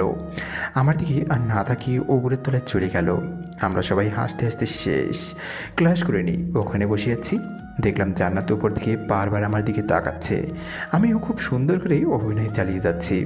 2 ঘন্টা চলে যাওয়ার পরে জান্নাত আর ওর কয়েক বান্ধবী মিলে আমার কাছে আসলো। তৌফিক আর নাফিস একসাথে গান গাইছে। আমাদের বাজে স্বভাব কোনোদিনও যাবে না। একটা সিনিয়র মেয়ে এসে বলল, কানের নিচে যখন কয়েকটা পড়বে তখন সব রকমের বাজে সব চলে যাবে। আপু আসসালামু আলাইকুম, ভালো আছেন? ক্লাস না করে এখানে কি পাখি দেখি। বাদরামি করস? এখানে পাখি আসবে কোত্থেকে? আছে আছে, আমার পাশে বসেন, আপনিও দেখতে পাবেন। আমি তখন ইতুর হাত ধরে আছি। জান্নাত আমাকে বলল, ছি, লজ্জা করে না তোমার? কেন, আমি কি ল্যাংটা হয়ে আছি নাকি? তার চেয়েও খারাপ বাসায় বউ রেখে এখানে অন্য মেয়ের সাথে। ছি। ওয়েট, বউ মানে কার কথা বলছেন? কার কথা বুঝো না, আমার কথা। আপনি কি? আপনাকে তো আমি চিনিই না। চেনো না মানে? তুমি এত খারাপ ভাবতে আমার ঘৃণা হয়। আপনার লজ্জা করে না? একটা জুনিয়র ছেলের পেছন পেছন ঘুরঘুর করেন, পাত্তা দিই না, তবুও কেন আসেন? এতক্ষণে পুরো ক্যাম্পাসের সবাই আমাদের দিকে তাকিয়ে আছে। জানো তো, লজ্জায় মাথা নিচু করে ফেলল। দেখলাম ওর চোখের কোণে পানি। জান্নাত কান্না করতে করতে ক্যাম্পাসের বাইরে চলে গেল। আমার নিজেরও খারাপ লাগছে। ব্যাপারটা একটু বাড়াবাড়ি হয়ে গেছে। পরে আমি তৌফিক আর নাফিস বের হয়ে গেলাম। এদিকে ধন্যবাদ দিয়ে বিদায় দিয়ে দিলাম। আমরা বাইরে কিছুক্ষণ আড্ডা দিলাম। এরপর বাসায় চলে গেলাম। গিয়ে দেখি জান্নাত সব কিছু রেডি করে বাসা থেকে চলে যাচ্ছে। আম্মুকে অনেক বোঝানোর চেষ্টা করছে, কিন্তু সে শুধু কান্নাই করতেছে। চলে গেল। আম্মু এসে ঠাস করে আমার গালে একটা চর বসিয়ে দিল আর বলল, বাঙ্গাল কোথাকার, তোর জন্য আমার মেয়েটা চলে গেল। ওর যদি কিছু হয় তোর খবর আছে। আমার কথা শুনে মাথাটাই খারাপ হয়ে গেল। নিজের ছেলের কোনো খবর নাই, তিনি ছেলের বউ নিয়ে পড়ে আছে। আম্মুর সাথে রাগারাগি করে ছাদে চলে গেলাম। আসলে জান্নাতের জন্য আমারও খারাপ লাগছে, কিন্তু কি করব? ও যেগুলো আমার সাথে করেছে সেগুলোর ফল ওকে তো পেতেই হবে। কিন্তু মনে হচ্ছে ওর সাথে বেশি করে ফেলেছি। কি করব বুঝতে পারছি না। তফিকে কল দিলাম। কিরে, কই তুই? বাসায়। এই অসময়ে কল দিছিস, কোনো সমস্যা? সমস্যা হয়ে গেছে একটা। কি সমস্যা? মোবাইলে বলা যাবে না, তুই দিঘির সামনে আয়, আমি নাফিসকে বলে দিচ্ছি। আচ্ছা ঠিক আছে, তুই এবার বলা লাগবে না, আমি বলে দিচ্ছি। দে। কয়টায় আসবি? আসরের নামাজ পড়ে আয়। ওকে। এরপর কল কেটে দিলাম। নিচে গিয়ে দেখি আম্মু না খেয়ে টেবিলের উপর খাবার রেখে চলে গেছে। আমি আম্মু রুমে গেলাম। খাবে না? তোর খাওয়া তুই খা, আমি আমার মেয়েকে ছাড়া খাবো না। এই মহা যন্ত্রণা, তোর ভাল লাগে না। আমিও না খেয়ে চলে আসলাম। রুমে এসে শুয়ে পড়লাম। ঘুমানোর চেষ্টা করলাম, ঘুম আসছে না। পরে উঠে বাইরে চলে গেলাম। আসরের নামাজ পড়ে দিঘির সামনে গেলাম। দেখলাম তৌফিক আর নাফিস বসে আছে। কিরে, তোরা আসছিস? তোর নাম্বার বন্ধ কেন? মোবাইলটা হাতে নিয়ে দেখি সুইচ অফ হয়ে আছে। তৌফিক বলল, বল কি সমস্যা?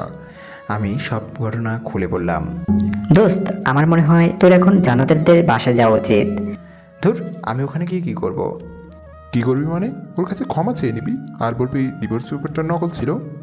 আরে না, এটা হয় না। না হলে তুমি বসে বসে আঙুল চষো। জান্নাত কি সব কিছু মেনে নিবে? নিবে। দেখলি না, সে তোর সাথে অন্য কাউকে সহ্য করতে পারে না। সেটা তো আগে ছিল, কিন্তু কলেজে যা করলাম আমার জন্য এখন ঘৃণা ছাড়া ওর মনে আর কিচ্ছু নেই।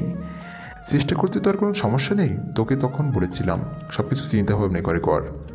শালা মিথ্যুক, তোর জন্য এইসব কিছু হয়েছে। তোর বুদ্ধি না শুনলে কিছুই হতো না। আরে আমি কি জানতাম নাকি যে জান্নাত বাসা ছেড়ে চলে যাবে? আচ্ছা বাদ দে তো, এখন কেমনে কি করবি সেটা নিয়ে চিন্তা কর। আচ্ছা চল কিছু খেয়ে আসি। তোর তো খাওয়া ছাড়া কোনো কথাই নেই। এই তুই আজকে ওদের বাসায় যাবি? না, গেলেও কালকে। ওদের সাথে আরও কিছু আড্ডা দিয়ে বাসায় চলে গেলাম। রাত প্রায় 10টা। খেতে বসলাম। আম্মু আসলো না, একা একা বসেছি। এমন সময় জান্নাতের আম্মু কল দিল। হ্যাঁ, পুরোটা বলার আগেই জান্নাতের আম্মু কল দিয়ে কান্নাকাটি শুরু করে দিল। বাবা তুমি কই? আমি তো বাসায়। আপনি কাঁদছেন কেন? কোনো সমস্যা? জান্নাত। কল কেটে দিল। আমি আবার কল দিলাম কিন্তু ধরতেছে না। না, আর বসে থাকতে যাবে না। জান্নাতের কি হয়েছে আল্লাহ জানে। তৌফিক আর নাফিসকে কল দিয়ে বের হতে বললাম। বাসা থেকে বের হয়ে একটা চেঞ্জ নিলাম। মাঝপথে তৌফিক আর নাফিসকে তুলে নিলাম। কিরে এত রাতে আবার কি হলো? জান্নাতের আমার কল দিয়ে কান্না করতেছিল। কেন, কি হয়েছে? আমি নিজেও জানি না, পড়াটা শোনার আগেই কল কেটে দিল। তারপর আমি কল দিলাম কিন্তু ধরতেছে না। আল্লাহ জানে কী হয়েছে। কথা বলতে বলতে ওদের বাসার সামনে চলে আসলাম। অনেকবার কলিং বেল বাজালাম কিন্তু ভেতর থেকে কোনো শব্দ নেই। দরজা ধাক্কা দিলাম, তাও কোনো লাভ হলো না। পরে তৌফিক বলল দরজা ভেঙে ফেলার জন্য। তিনজন অনেক কষ্ট করে দরজাটা ভাঙলাম। ভিতরে গিয়েই তো আমার মাথা খারাপ হয়ে গেল। জানাতের মাথাটা কাটা, ফিঙ্কি দিয়ে রক্ত বের হচ্ছে। রক্তে পুরো ফ্লোর লাল হয়ে গেছে। অতিরিক্ত রক্তক্ষরণের জন্য জ্ঞান হারিয়ে ফেলেছে। ওর এই অবস্থা দেখে আমার শরীর কাঁপতে লাগলো। কিন্তু ওর আম্মু কই গেল? জানাতের আম্মুর রুমে গিয়ে দেখি উনি ওনার পা উল্টে খাটের সাথে আঘাত খেয়ে পড়ে আছে। মনে হয় তাড়াহুড়া করতে গিয়ে পা মোচড় খেয়ে পড়ে আছে আর মাথা দিয়ে লাগে খাটের সাথে, যার কারণে উনিও সেন্সলেস হয়ে আছে। কি করব কিছুই বুঝতেছি না। আমার শার্টটা খুলে জান্নাতের হাতে বেঁধে দিলাম যাতে ও রক্ত না বের হয়। পরে ওদের দুজনকে হাসপাতালে নিয়ে গেলাম। ইমার্জেন্সিতে দিয়ে আমি বাইরে অপেক্ষা করছি। নিজের অজান্তেই চোখ দিয়ে পানি বের হতে শুরু করলো। আমার জন্যই আজকে এত কিছু হলো। জানাতের জ্ঞান ফিরলেই মাপ চেয়ে নিব। তৌফিক আর নাফিসকে বললাম বাসায় চলে যেতে, কিন্তু ওরা গেল না। একটু পর ডাক্তার বাইরে আসলো। রোগী আপনার কি হয়? জি, আমার স্ত্রী। দেখুন ওনার অতিরিক্ত রক্তক্ষরণ হয়েছে, জরুরি রক্তের ব্যবস্থা করুন। জি, আমরা তিনজন আছি। বলুন কি রক্তের গ্রুপ? AB positive. আমার এবি পজিটিভ। আমারও পজিটিভ। আমার এই পজিটিভ। আচ্ছা আসুন। এরপর রক্ত দিলাম। শাশুড়ি আমার জ্ঞান ফিরেছে, উনি ঘুমাচ্ছে। আমি জান্নাতের কেবিনে গিয়ে জান্নাতের পাশে বসলাম। নিশ্চুপ হয়ে ওর চেহারার দিকে তাকিয়ে আছি। জান্নাতের একটা হাত ধরে কখন যে ঘুমিয়ে পড়েছি মনেই নেই। সকালে ঘুম ভাঙলো কারো হাতের স্পর্শে। চোখ খুলে দেখি জান্নাত আমার মাথায় হাত বুলাচ্ছে। আমার ঘুম ভেঙে যাওয়ার দেখে অন্যদিকে মুখ কালো করে শুয়ে রইল। কী ব্যাপার, এমন করছিলেন কেন? সেটা কারো না জানলেও চলবে। বুঝলাম সে এখনো রেগে আছে। কেন এটা করলেন? কি করব বলো? আমি তো তোমাকে অনেক কষ্ট দিছি, অপমান করছি, তোমার সাথে খারাপ ব্যবহার করেছি। তুমি তো আমাকে ক্ষমা করতে পারবে না। তাই বলে সুসাইড করবেন? আগেও এইরকম একই কাজ করেছিলেন। কেন বাঁচালে? আমি মরলে তোমার কি? ঠাস করে একটা ওর গালে চর বসিয়ে দিলাম। তুমি আমাকে মেরেছো? মেরেছি, বেশ করেছি। আমার বউকে আমি মেরেছি, তাতে আপনার কি? বউ? তাহলে সেদিন ডিভোর্স লেটার কেন দিলে? ওটা ডিভোর্স পেপার ছিল না, জন্মদিনের একটা কার্ড ছিল। শুধু মিথ্যা সিরিটা আমি লিখেছিলাম। কালকে কলেজে এগুলো কেন করলে তাহলে? আমার সাথে করেছিলেন, আপনাকে একটু বোঝাতে চেয়েছিলাম আপনার কেমন লাগে। অনেক হারামি তুই। বলেই কান্না করতে করতে জড়িয়ে ধরলো। আমিও ধরলাম। এমন সময় আম্মু এসে কাশি দিতে লাগলো। ধুরশালা, আম্মুকে খবর দিল কে? আম্মু জানলে টেনশন করবে, তাই কিছু জানাইনি। আমি ভাবছি ওরা সুস্থ হলে তারপর জানাবো। আমি এখানে একটু আসতে পারি? না, এখানে কারো আশা এখন যাবে না। জড়িয়ে ধরে কথাগুলো বলল। এই ছাড়েন, আম্মু দেখতেছে। দেখলে দেখুক, আমার স্বামী আমি জড়িয়ে ধরেছি, তাতে কার কি? তাই বলে আম্মুর সামনে? এই হাদারাম, কিছু শেখ। আমাকে উদ্দেশ্য করে কথাটি বলল। আচ্ছা তোমরা তাহলে থাকো। আম্মু গিয়ে শাশুড়ির সাথে কথা বলতে লাগলো। বাড়ি গিয়ে দেখি তৌফিক আর নাফিস একটা টুলের উপর একজন অন্যজনের উপর উল্টে শুয়ে আছে। দেখেই আমার হাসি পাচ্ছে। একটু ভিডিও করে ওদের জাগালাম। তারপর বাইরে থেকে কিছু খেয়ে আসলাম। জান্নাতের জন্য কিছু নিয়ে আসলাম। ডাক্তারের কাছে গেলাম। আমরা কি ওকে বাসায় নিয়ে যেতে পারবো? আপনার শাশুড়িকে নিয়ে যেতে পারেন, উনি সুস্থ আছে, কিন্তু আপনার ওয়াইফকে আরও 2 দিন থাকতে হবে। আচ্ছা ঠিক আছে। এরপর আম্মুর কাছে গেলাম। আম্মু, কিছু বলবি? ডাক্তার বলেছে বাসায় যেতে। তো চল। আর এখানে থেকে কি করব? না মানে জান্নাতকে আরও 2 দিন থাকতে হবে, তাই বলেছিলাম তুমি ওনাকে নিয়ে আমার বাসায় চলে যাও। কয়েকদিন ওখানে থেকে রেস্টে থাকো। জান্নাতের কাছে কে থাকবে? আমি আছি, তোমরা বাসায় যাও। সময় পেলে আবার আসিও, আর না হলে আসার দরকার নেই। আচ্ছা ঠিক আছে, সব কিছু দেখে শুনে রাখবি। এরপর তৌফিককে ওনাদের সঙ্গে নিয়ে বাসায় পাঠিয়ে দিলাম। আমি জান্নাতের কাছে গেলাম। এখন কেমন লাগছে? আগে থেকে ভালো। এই শোনো, বলেন। আমি না একজনকে অনেক ভালোবাসি। কাকে? আমার এই জুনিয়র বরকে। আমি কিছু না বলে অন্যদিকে তাকিয়ে হাসতেছি। সে হঠাৎ করে আমার মুখটা ওর কাছে নিয়ে গিয়ে একটা ভালোবাসার স্পর্শ এঁকে দিল। তারপর বলল, এই, আমাদের তো বাসর হয়নি, চলো না আজকে আমাদের বাসরটা সেরে ফেলি। ডাক্তার আপনাকে আরও 2 দিন এখানে থাকতে বলেছে, আগে সুস্থ হন, তারপর দেখা যাবে। এভাবে রোমান্টিকভাবে 2 দিন চলে গেল। আমি জান্নাতকে নিয়ে বাসায় আসলাম। গাড়ি থেকে নেমে তাকে বললাম বাসায় আসতে, কিন্তু সে না এসে দাঁড়িয়ে আছে। কি ব্যাপার, দাঁড়িয়েছেন কেন? আসুন। যদি কেউ কোলে করে নিয়ে যায় তাহলে যাব। বুঝলাম, আমাকে বলেছে, তাই আর দেরি না করি ওকে করে নিলাম। সে আমার গলা জড়িয়ে ধরে আছে। বাসায় নিয়ে গিয়ে রুমে শুয়ে দিলাম। তারপর আমি উঠে চলে যাচ্ছি, এমন সময় সে আমার একটা হাত ধরে টান দেয়। আমি নিজেকে স্থির রাখতে না পেরে সোজা ওর গায়ের উপর গিয়ে পড়ি। এটা কি করলেন? আমার বরকে আমি যা ইচ্ছা তা করব, তাতে তোর কি? আমার কি দেখামো? দেখা। এই বলে যেই জান্নাত মুখটা ধরবে সেই সময় তৌফিক রুমে চলে আসলো। মামা আদর পরে করতে পারবা, একটু বাইরে আসো। শালা, তুই আর আসার সময় পাইলি না? জান্নাত লজ্জায় অন্যদিকে তাকিয়ে আছে। এরপর আমি বাইরে গেলাম। বল, এই অবস্থায় তুই কেন ডেকেছিস? তোর জানতে হবে না, 5,000 টাকা দে।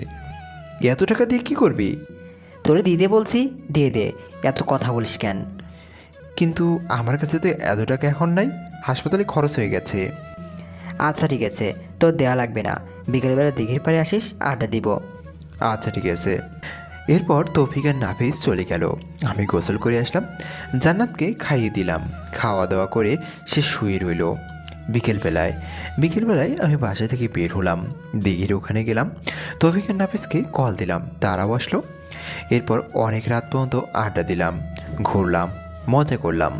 রাত 9টার সময় নাফিস বলল, দোস্ত, আমার জরুরি কাজ আছে, আমাকে যেতে হবে। আমার অনেক কাজ, আমিও যাই। আচ্ছা ঠিক আছে, তোরা তাহলে যা, আমিও চলে যাচ্ছি। বাসে গিয়ে দেখলাম আম্মু জান্নাতের আম্মু বসে বসে টিভি দেখছে। আমিও গিয়ে ওদের সাথে বসলাম। তারপর খাওয়া দাওয়া করে রুমে চলে গেলাম। জান্নাত আমার আগে গিয়ে বসে আছে। আমি কি আজকেও সোফায় থাকবো? মাথা ফাটিয়ে দিব আর একবার সোফার কথা বললে। তো মহারানী কোথায় থাকবো তাহলে? আমার সাথে। এই শোনো। বলেন। ওই বলেন কি? বলবা বলো।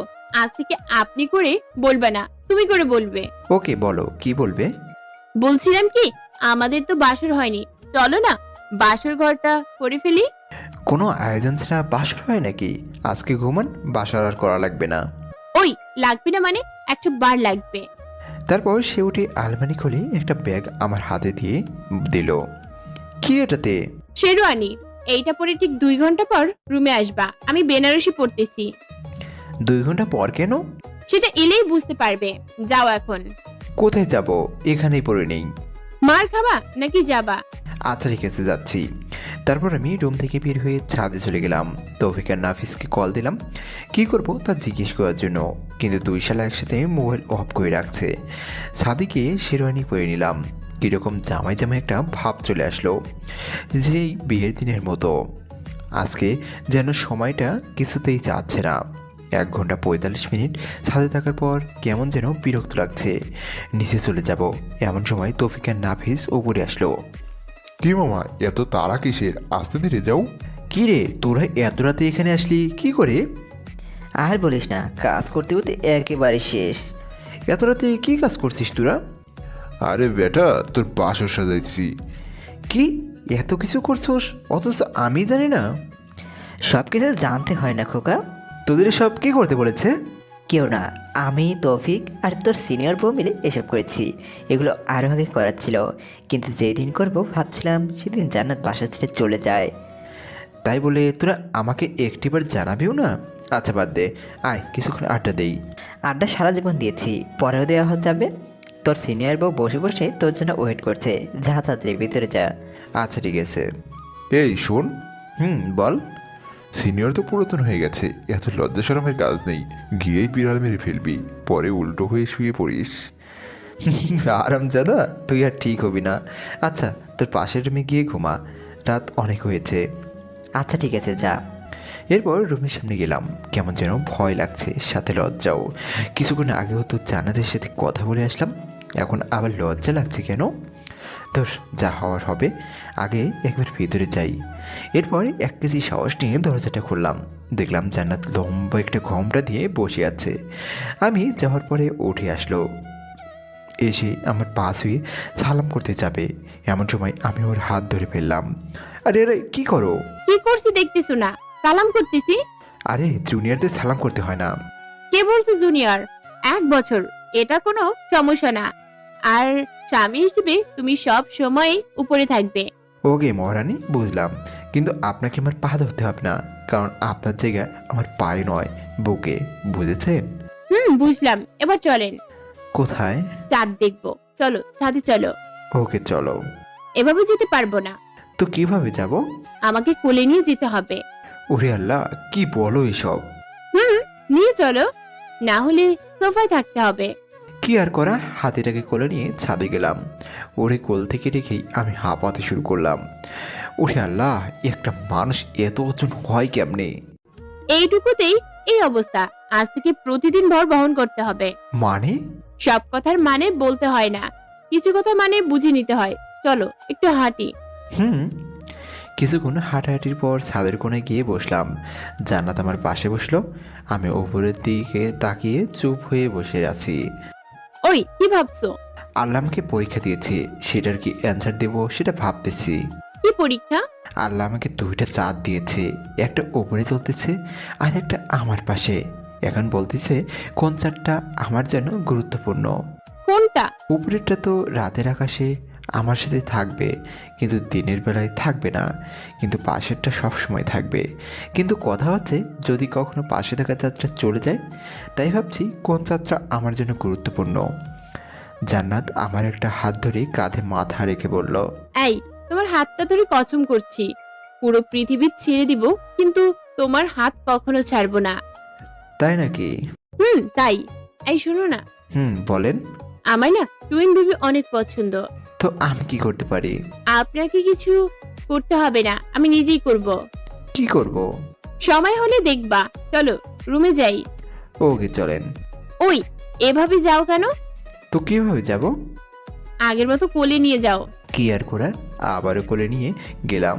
খাটে রেখে আমি ওয়াশরুমের দিকে যাচ্ছি, এমন সময় জান্নাত আমার শাড়ির কলার চেপে ধরলো। এই, কই যাস? একটু আসছি। টুইন বেবির কথা যে ভুলে গেছো? এই বলেই এটা টান দিয়ে খাটে ফেলে দিল। হারিয়ে গেলাম অন্য এক জগতে। আপনারা এখনও বসে আছেন? আর কত, অনেক কিছু তো দেখে ফেলেছেন। এবার নিজেদের টুইন বেবির কথা চিন্তা করে নিজেরাও কার্যক্রম চালিয়ে যান।